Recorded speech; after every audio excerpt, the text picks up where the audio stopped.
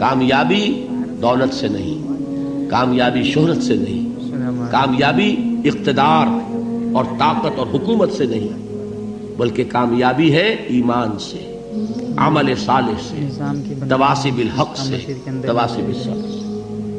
آپ غور کیجئے اس نقطہ نظر کا، اس ایٹیچیوڈ کا، یہ جو مینٹل ایٹیچیوڈ ہے، اس کا بدل جانا ہی انسانی شخصیت کے اندر انقلاب برپا کرے۔ اب آپ کا نتیجہ کیا نکلا؟ اگر تو دولت سے کامیابی ہوتی تو قارون بہت کامیاب تھا، اگر حکومت سے کامیابی ہوتی تو فرعون اور نمرود بہت کامیاب تھے۔ کامیابی ان سے نہیں، کامیابی انسان دولت میں قارون کی دولت تک پہنچ جائے اور دنیا میں دبدبہ اور اقتدار اور سلطنت اور حکومت کے اعتبار سے وہ نمرود اور فرعون کا مقام حاصل کر لے، وہ ناکام ہے، خائب ہے، خاسر ہے، برباد ہے۔